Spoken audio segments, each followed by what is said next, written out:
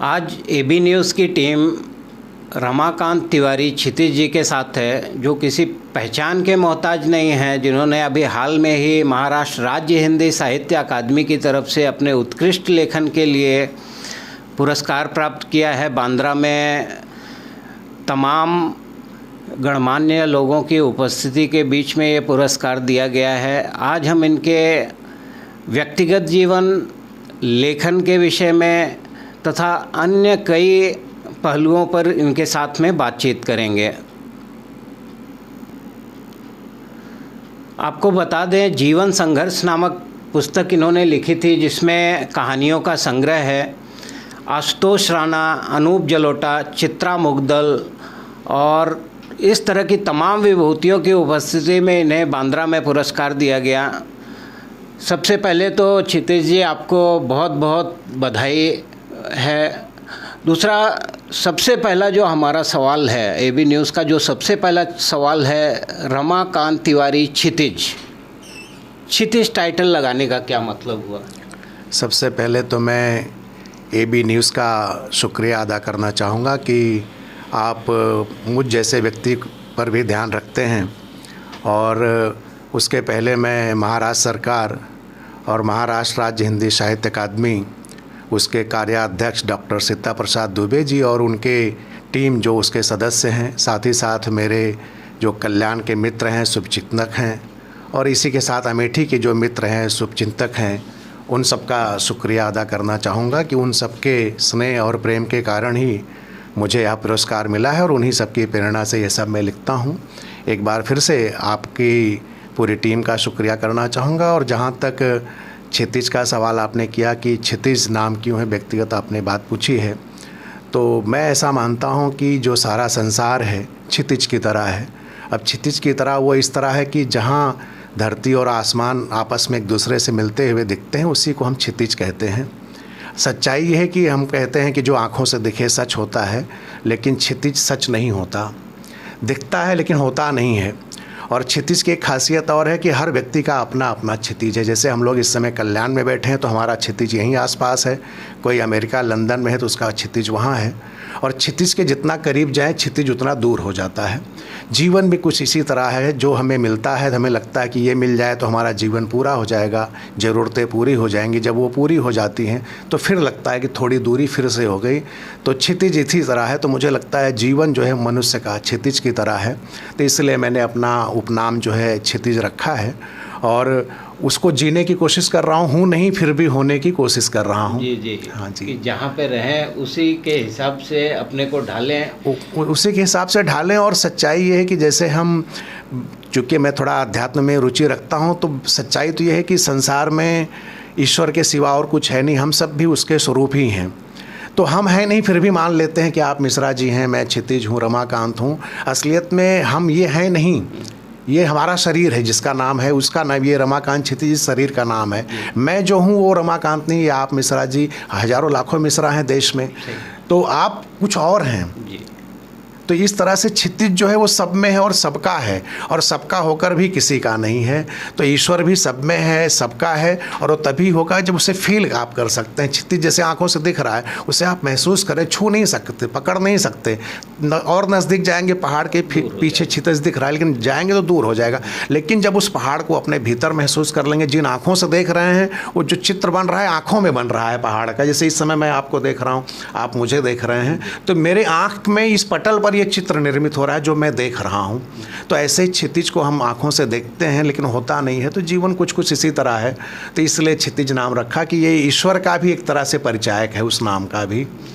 क्षितिज जी, एक चीज़ और बहुत ही महत्वपूर्ण है जो देखा गया है कि आपकी पुस्तकों का विमोचन कभी श्मशान भूमि में, कभी संगम तट पे, कभी समुद्र के बीच में।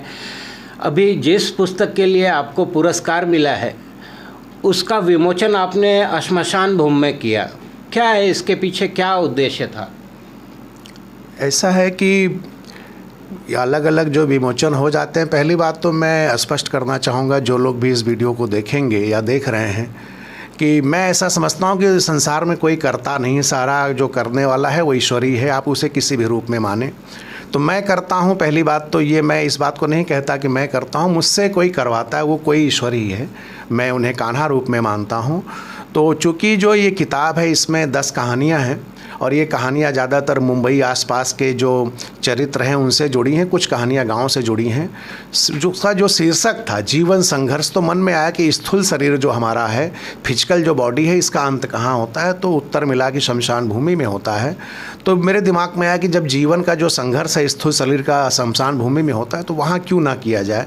फिर बाद में थोड़ा सा मन में ये भी आया, चूँकि पुस्तक की बात है, कोई विरोध ना करे, कोई इसे पवित्रता वगैरह से ना देखे और या पवित्रता से, तो मैंने इस पर जब थोड़ा सा चिंतन किया और किसी से थोड़ी मदद ली तो मुझे गरुड़ पुराण में इसका एक समाधान भी मिला। गरुड़ पुराण में एक श्लोक है, वो मुझे तो ठीक से श्लोक नहीं याद है, लेकिन उसका सामान्य अर्थ है कि शमशान भूमि, बहुत बड़ी बीमारी, स्त्री से संबंध, ऐसे कुछ जगह हैं जहाँ पर मनुष्य को स्वयं ज्ञान होता है, उससे किसी गुरु की ज़रूरत नहीं पड़ती है। तो शमशान भूमि में चूँकि स्वयं ज्ञान होता है तो जहाँ ज्ञान है वहाँ सरस्वती है, और जहाँ सरस्वती है, सरस्वती की ही प्रतीक ये किताबें हैं। तो मेरे मन में आया कि चूँकि सरस्वती की प्रतीक किताबें हैं तो वहाँ क्यों ना इसका विमोचन किया जाए। और उस समय कोरोना वही जा रहा था, सारे लोग मास्क लगाकर वहाँ पर विमोचन हुआ था, और उस विमोचन में हमने किसी को विशिष्ट अतिथि भी नहीं बनाया था। जो शमशान भूमि का मुख्य कर्ता धर्ता है उसी के हाथों इसका विमोचन कराया गया था। और उसका सिर्फ यही रीज़न था कि शमशान भूमि कोई अपवित्र जगह नहीं है, शमशान भूमि कोई अपवित्र चीज़ नहीं है, और वहीं पर जब जहाँ सबको जाना है वो अपवित्र कैसे हो सकती है, और अगर वो अपवित्र है तो वहाँ की भस्म शिव कैसे लगाते हैं। तो जहाँ की भस्म को शिव लगाएं उससे पवित्र कोई जगह नहीं हो सकती। तो इसलिए शमशान भूमि में विमोचन किया था। और एक किताब जिसका आपने जिक्र किया कि संगम तट पर नाव के ऊपर, उसका कारण ये था कि उस किताब का शीर्षक इत्तेफाक से काश 8वीं संतान लड़की होती था, कविता संग्रह था। तो ऐसे मेरे मन में आया कि मैं अमेठी का रहने वाला हूँ, तो बचपन से सुन रहा हूँ कि गंगा जमुना सरस्वती का संगम है, सरस्वती वहाँ अदृश्य रूप में है। तो ऐसे ही विचार आया कि जहाँ सरस्वती हैं वहाँ विमोचन क्यों ना हो। तो हम लोग वहाँ गए और नाव को बुक किया और उस पर मंच बनाकर वहाँ विमोचन किया गया। और चूँकि अमेठी का हूँ, संगम के पास का हूँ, और वहाँ सरस्वती अदृश्य रूप में हैं, तो इसलिए वहाँ विमोचन किया था। और तीसरा जो आपने एक पूछा, समुद्र में एक विमोचन किया है, अभी एक हाल ही में पुस्तक आई है, तो उसका समुद्र में विमोचन करने के पीछे एक उद्देश्य था कि चूँकि वो किताब विवाह से संबंधित थी, पहली बार शायद ऐसा हुआ है कि कोई विवाह की निमंत्रण पत्रिका पुस्तक के रूप में है। उसमें अवधि में, हिंदी में विवाह संस्कार से जुड़ी बहुत सारी रीति रिवाज परंपराओं की जानकारी है, और साथ ही साथ पिता माता बेटी इन सब रिश्तों पर कुछ कविताएँ हैं। और चूँकि मैंने ऐसा सुना है, बहुत इस क्षेत्र का मैं माहिर नहीं हूँ, लेकिन पौराणिक कथाओं में सुना है कि संसार में जो कुछ है ये समुद्र मंथन से मिली हुई चीज़ों से बना है। जब देव दानव ही ब्रह्मांड में थे और उन्हें लगा कि सृष्टि की रचना की जाए, तो उन लोगों ने, उनके सामने ये समस्या आई कि देव दानव को तो कुछ चाहिए नहीं, वो सारी चीज़ें अपने लिए बना लेते हैं। उन्हें अनाज नहीं चाहिए, उन्हें कोई घर नहीं चाहिए, लेकिन जब वो प्राणी बनाएंगे तो उससे बहुत सारी चीज़ें लगेंगी। तो उन चीज़ों के लिए समुद्र का मंथन किया गया, और वहीं से जो जो चीज़ें निकली, चाहे दवा हो, चाहे पर्वत हो, चाहे नदियाँ हो, सारा कुछ वहीं से निकला। तो मुझे लगा कि जहाँ से सृष्टि ही निकली है, हम सब की उत्पत्ति वहीं से हुई, तो मुझे ऐसा लगता है समुद्र से ही होकर हम सब आए। और आज भी धरती पर जो चाहे मौसम हो, चाहे कोई सामान हो, वो सब बरसात हो, सब समुद्र पर आधारित है। तो मुझे लगा कि इन्हें मान देते हुए इनकी गोद में क्यों ना विमोचन किया जाए। तो इस तरह से एक विमोचन हमने समुद्र की लहरों के बीच में किया था। क्षितिज जी, लेखन के लिए क्या कोई विशिष्ट शैली आप अपनाते हैं? किसी विशिष्ट शैली के पूजक के रूप में आप हैं? नहीं, मैं इस बारे में तो मैं हर किताब में ये लिखता हूँ मेरी भूमिका में कि मैं कोई लेखक कवि नहीं हूँ। सही बात तो ये है, आप इंटरव्यू ज़रूर ले रहे हैं, आपका शुक्रिया है। एक लेखक कवि के नाते मैं आपको कोई इंटरव्यू नहीं दे रहा हूँ, इसलिए कि मैं हूँ नहीं, मैं जानता हूँ। मैं जो दिमाग में कोई विचार आ जाते हैं, और विचार मेरे अपने नहीं हैं, विचार देश समाज द्वारा प्रेरित होते हैं, परिवार के मेरे जो संस्कार हैं उससे प्रेरित हैं, माता पिता से प्रेरित हैं। तो जो चीज़ मेरी है ही नहीं, किसी और ने विचार दिया और मैंने उसे लिख दिया। तो मैं इस तरह से इसको समझता हूँ कि जैसे कोई लेखक है, कुछ लिख रहा है और वो एक कलम यूज़ करता है, या आजकल आप लोग कीपैड यूज़ करते हैं, तो कीपैड वाला रोल मेरा है कि मुझे कोई विचार दे रहा है, मैं कलम वाला काम कर रहा हूँ, मुझसे लिखा जा रहा है, लिखवा कोई और रहा है। तो इसलिए मैं इस बारे में ये नहीं कह सकता कि मैं क्या लिखता हूँ क्या नहीं। लोग पसंद करते हैं, ये उनकी कृपा है कि वो पसंद करते हैं, अपने आप से जोड़ते हैं। और कुछ लोग तो इतना भी पसंद करते हैं कि जब किसी डिप्रेशन में होते हैं, खास करके कई मेरे मित्र हैं, जानने वाले हैं, जो कहते हैं कि हम जब कभी डिप्रेशन में होते हैं, समस्या में होते हैं, तब आपके लेख हमें बहुत काम आते हैं और हम पढ़ते हैं तब। तो इस तरह से आप देख सकते हैं, कवि हो गए, लेखक हो गए, इनकी बातों की गहराइयों को समझना इन्हीं के स्तर के लोगों के बस की बात होती है। और किस तरह की सोच रखते हैं, जहाँ न जाए रवि वहाँ पहुँचे कवि, इस तरह की सोच रखने वाले लेखक कवि होते हैं। ये इनका बड़प्पन है कि ये अपने को न लेखक मानते हैं न कवि मानते हैं। अब हम इनके व्यक्तिगत जीवन के बारे में कुछ जानने की कोशिश करेंगे। व्यक्तिगत जीवन के बारे में उत्तर प्रदेश के अमेठी ज़िले से और मुंबई में आके अपने आप को स्थापित करना, ये काफ़ी बड़ी और लोगों को प्रेरणा देने वाली चीज़ है। तो हम क्षितिज जी से जानेंगे कि व्यक्तिगत जीवन कैसा रहा, पढ़ाई लिखाई के टाइम में कैसा रहा, फिर वहाँ से मुंबई, अमेठी से मुंबई तक का सफ़र कैसा रहा, उसके बारे में थोड़ी जानकारी दीजिए। व्यक्तिगत जीवन कुछ इस तरह है कि पिताजी मेरे मुंबई में ही रहते थे और मेरी शिक्षा दीक्षा भी प्राइमरी की ज़्यादातर मुंबई भांडुप में हुई है। कुछ साल मैंने पढ़ाई की है उत्तर प्रदेश में। हाँ, 10th के बाद ज़्यादा पढ़ाई वहाँ हुई। उसके बाद फिर से मुंबई में हमने MA भी किया, B.Ed भी किया, KC कॉलेज से PhD भी की। तो ये मुंबा देवी की बहुत बड़ी कृपा है कि वहाँ से जब 95 में दूसरी बार आए तो ये सोच कर नहीं आए थे कि फिर से यहाँ पढ़ाई करूँगा। यही उद्देश्य था कि रोजी रोटी कमाएंगे, परिवार चलाएंगे। तो ये मुंबा देवी की कृपा और यहाँ की माटी की कृपा है, यहाँ के लोगों की कृपा है कि उन्होंने मुझे धन दौलत उतना दिया जितनी हमारी ज़रूरत है, उससे ज़्यादा ही है। तो धन को मैं इतना ही महत्व भी देता हूँ कि जो हमारी ज़रूरतें हैं सामान्य पूरी हो जाएं, तो उसे मैं समझता हूँ वो संपन्न व्यक्ति है। तो ईश्वर कृपा से उस तरह से मैं संपन्न हूँ। तो धन के साथ साथ में फिर से मेरी 7 साल के बाद पढ़ाई शुरू हुई और फिर से मैंने यहाँ MA किया, B.Ed किया और KC कॉलेज से PhD की। और हमारे जो आदरणीय गुरु जी हैं डॉक्टर शीतला प्रसाद दुबे जी, उनके निर्देशन में मैंने PhD की। और मित्रों ने बार बार प्रेरित किया। और मैं आपको बताना चाहूँगा कि जब मैं 10th में पढ़ता था भांडुप में ही, तो सबसे पहला लेख मेरा जो जीवन में कहीं छपा है पत्रिका में स्कूल के, वहीं छपा था। और मुझे याद है उसका शीर्षक था मनुष्य स्वयं अपने भाग्य का निर्माता होता है। ये पहले लेख जो मेरा लेख था उसका शीर्षक था। और उसमें मैंने किसी की मदद की थी, एक प्रतापगढ़ के गुरुजी थे, उनसे मैंने मदद ली थी उसमें लिखने में। तो इस तरह से लेखन का कार्य अगर पूछेंगे तो जब से 10वीं में पढ़ रहा हूँ तब से कर रहा हूँ। लेकिन विधिवत रूप से 1999 से लगभग 24 साल तो हो गए कि कुछ ना कुछ लिखता रहता हूँ। और किताब के रूप में 2007 से। तो ये रुचि कैसे आई, किसी को देख के, किसी को पढ़कर कैसे ये प्रेरणा मिली कि अपने को लेखन के क्षेत्र में आना है? प्रेरणा के लिए मैं कह सकता हूँ कि कबीरदास, विवेकानंद और कुछ हद तक रजनीश ओशो भी मुझे प्रेरित करते हैं। शुरुआती दिनों की बात कर रहा हूँ, उसके बाद तो मुझे हर व्यक्ति प्रेरित करता। आप भी इस समय मेरे सामने बैठे हैं, आप यहाँ से जाएंगे लेकिन मैं आपसे कुछ ना कुछ ले लूँगा और आपको पता भी नहीं चलेगा। सामने कैमरामैन हैं शुक्ला जी, इनसे भी मैं कुछ ना कुछ ले लूँगा। तो सभी लोग प्रेरित करते हैं। अब कोई व्यक्ति एक ही करता है, वस्तुएं प्रेरित अब तो करती हैं। अब तो ऐसी स्थिति है कि मैं वस्तुओं से भी प्रेरित होता रहता हूँ। प्राणियों की तो बात छोड़िए, उसमें पक्षी भी आते हैं, पेड़ पौधे भी प्रेरित करते हैं। स्कूल में जो लगे पौधे हैं या जो सामने ये पौधा है, ये भी मुझे प्रेरित करता है और इससे भी कुछ सीखता रहता हूँ जी। अभी किस विषय पे, क्या चीज़ के ऊपर लेखन कार्य जारी है? इस समय मेरी कई किताबें प्रिंटिंग में हैं। RK प्रकाशन मुंबई का है, जिसके कर्ता धर्ता राम कुमार जी हैं, भाई राम कुमार जी। ज़्यादातर मेरी किताबों का प्रकाशन उन्होंने किया है। तो मेरी एक अब्दुल बिस्मिल्लाह जी हैं, ये रिटायर्ड प्रोफेसर हैं। इनके साहित्य पर मेरी 2 किताबें आ रही हैं, एक उनके उपन्यासों पर, एक कहानियों पर, वो जल्द आने वाली हैं। और एक मेरी लघु कथाओं की किताब है, उसका शीर्षक है माई सेल्फ गोबर प्रसाद। उसमें छोटी छोटी कहानियाँ हैं। तो एक वो आ रही है और एक किताब और आ रही है जिसमें मेरे संस्मरण हैं, गांव के संस्मरण हैं, यहाँ के हैं, अपना अपना क्षितिज शीर्षक से। और आपको बताने में मुझे अच्छा लग रहा है, खुशी भी हो रही है। और अच्छा इसलिए भी लग रहा है कि चूँकि महाराष्ट्र में रहते हैं, मुंबई में रहते हैं, तो मेरी एक किताब मराठी में भी आ रही है। यही जो किताब जिसको पुरस्कार मिला है जीवन संघर्ष, इसका अनुवाद मराठी में हो चुका है। तो बहुत जल्द ही ये किताब भी तरी ही पुनः जगावे, इस शीर्षक से ये पुस्तक आप सबको फिर से मिलेगी। तो मुझे और खुशी होगी कि जहाँ जिस भाषा में रहता हूँ, जिस माटी में रहता हूँ, उस भाषा में मेरी बात लोगों तक जाएगी और उन लोगों तक भी जाएगी जो अच्छे से हिंदी नहीं समझ सकते। तो इसलिए वो मराठी में किताब आ रही है, तरी ही पुनः जगावे।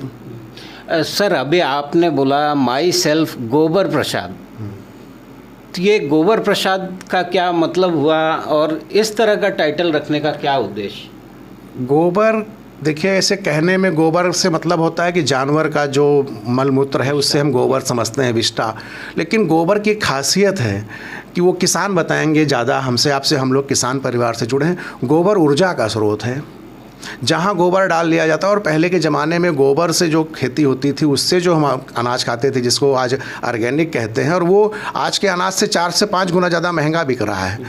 तो गोबर जिससे वेस्टेज समझा जाता है, बकवास समझा जाता है, किसी काम का नहीं है, उसमें भी ऊर्जा है। तो मैंने उस प्रतीक को लिया है कि सृष्टि में ऐसी कोई चीज़ नहीं है कि जिसको आप व्यर्थ कहें, बकवास कहें। तो इसलिए मैंने उसका जो शीर्षक रखा है माई सेल्फ गोबर प्रसाद। तो वो गोबर के माध्यम से वो अपनी बातें मैं उसमें कुछ कहने की कोशिश करूँगा। जी, आपको बता दें कि रमाकांत तिवारी क्षितिज जी एक लेखक ही नहीं हैं, बल्कि एक सम्मानित स्कूल होली होराइज़न नाम का एक स्कूल भी चलाते हैं, जहाँ पे वो बच्चों को अच्छी शिक्षा देते हैं।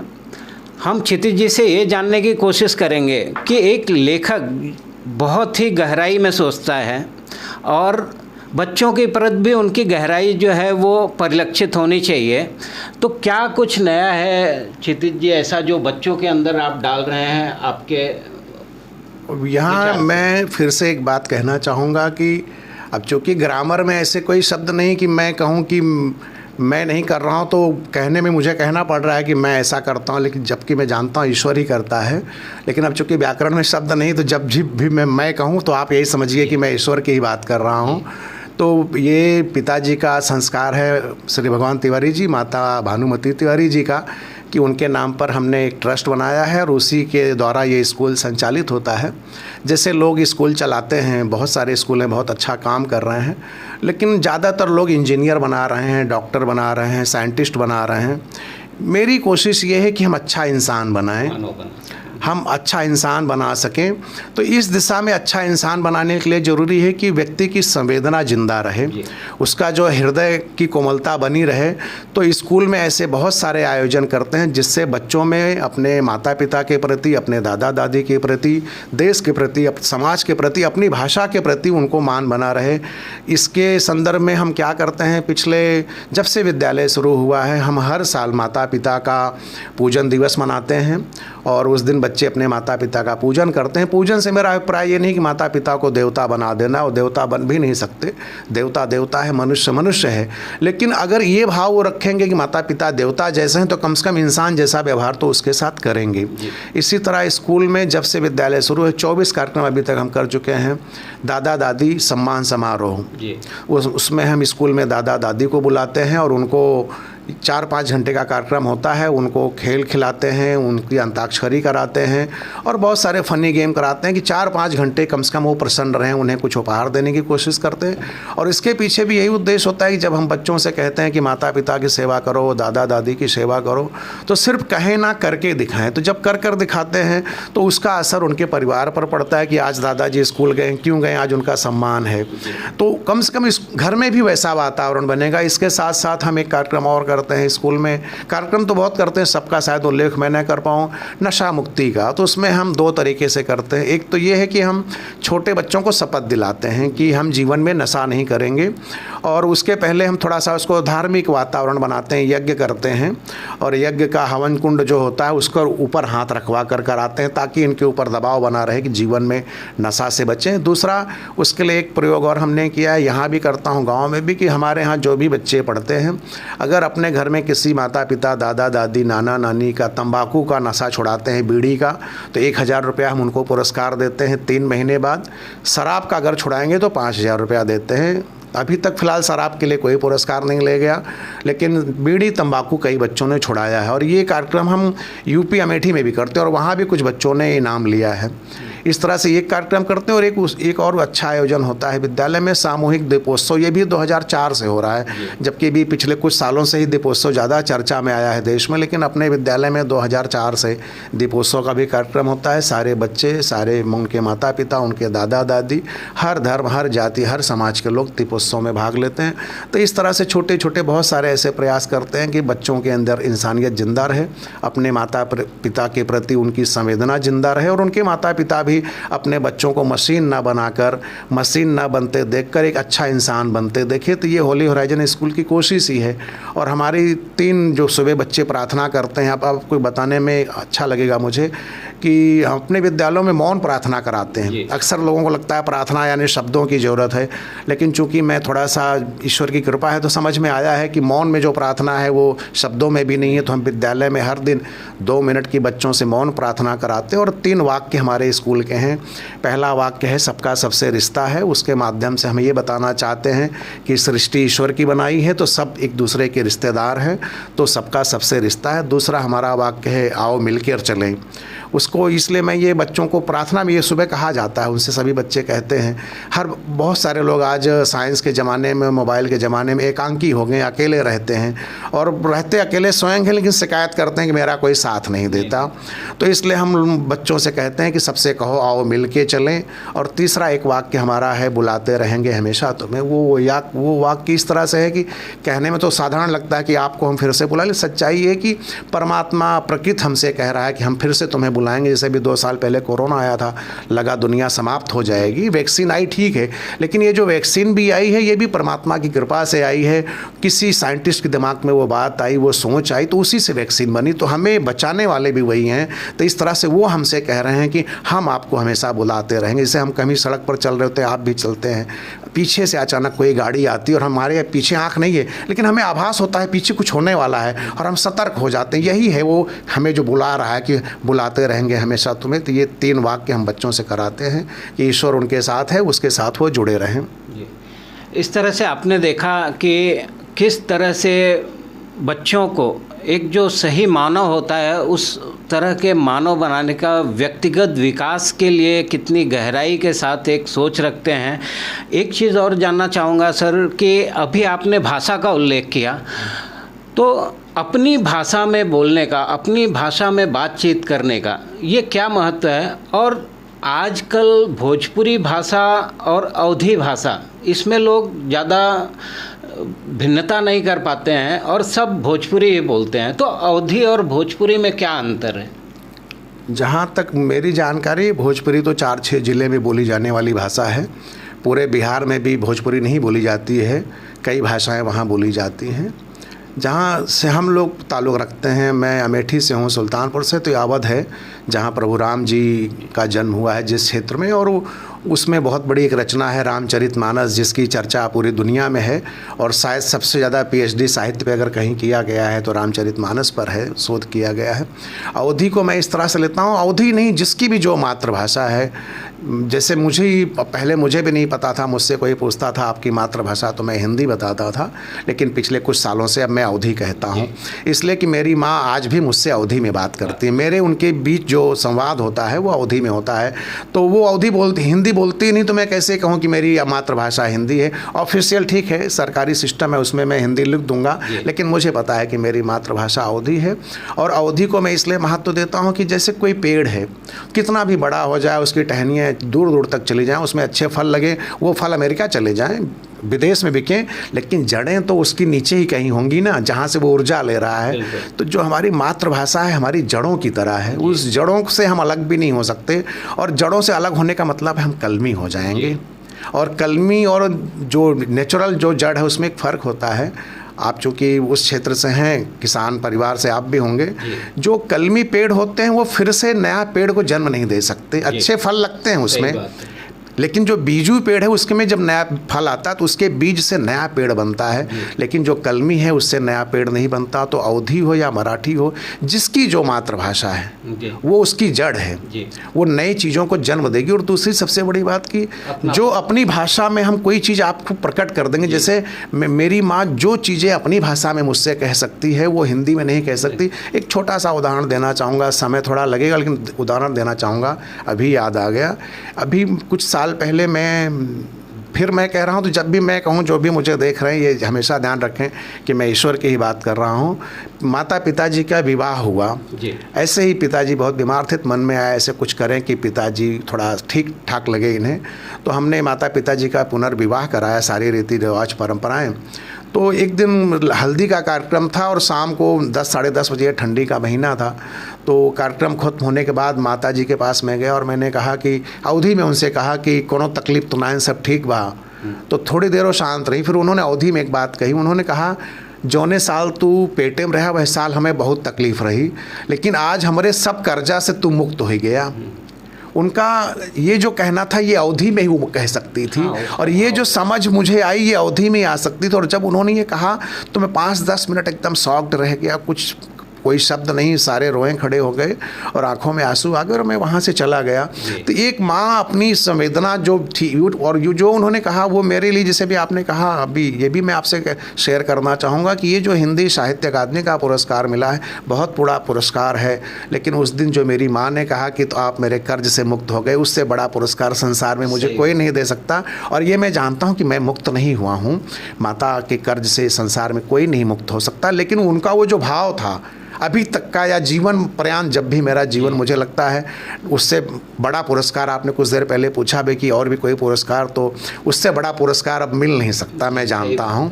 और पहला पुरस्कार उसे कहें, आखिरी कहें, जो भी कहें, ये अवधि में ही संभव था।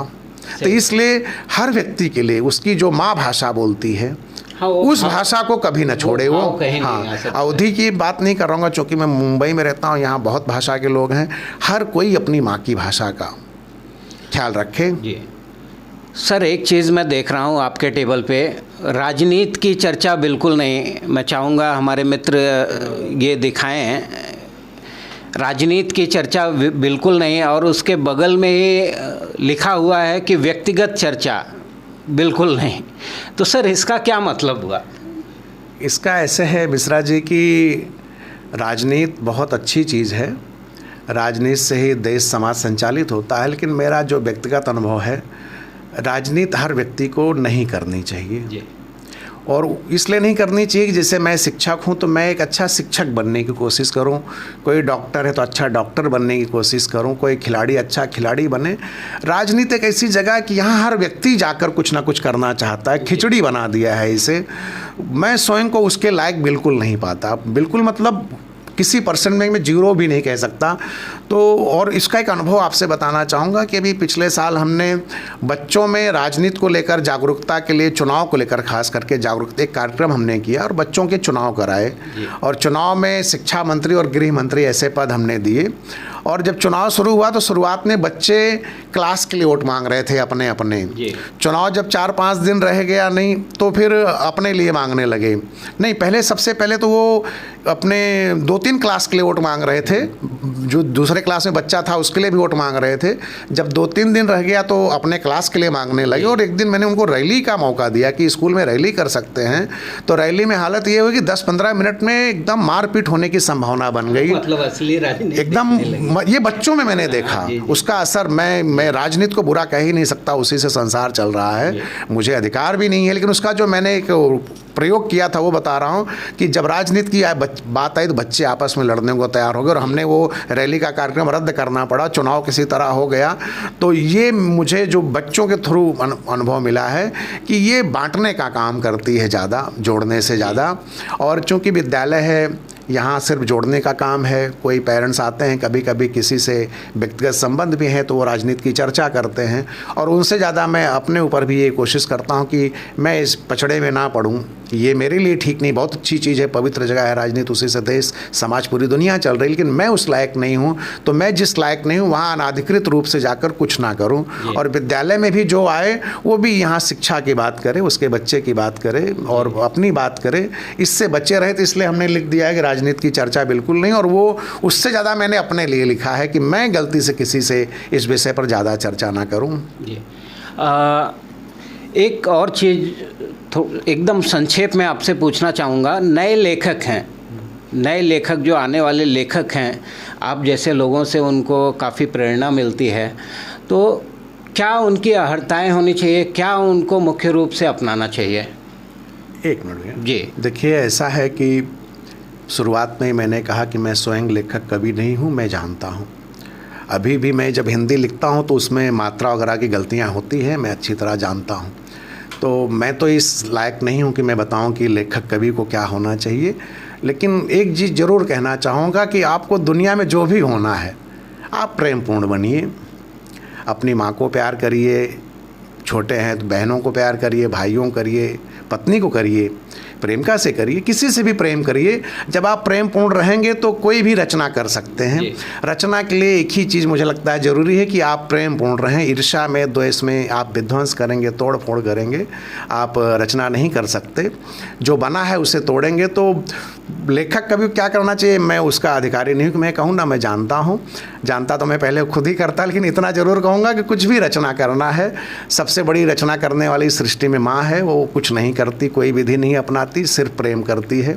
तो किसी भी रचना के लिए मुझे लगता है मूलभूत जो चीज़ है वो प्रेम है, और उसके लिए भी कुछ करना नहीं। प्रेम स्वभावता ईश्वर आपको दिया है, उसे मरने नहीं देना है। उस प्रेम को मरने नहीं देना है। हम सब प्रेम लेकर ही पैदा हुए हैं, हमारे अंदर प्रेम भरा हुआ है। अपने व्यक्तिगत इच्छाओं, सामाजिक परिस्थितियों से उसको हम मार देते हैं, उसे मरने से बचाना है। प्रेम लाना भी नहीं है, वो भीतर बहुत है, सागर की तरह, उसे सूखने नहीं देना है।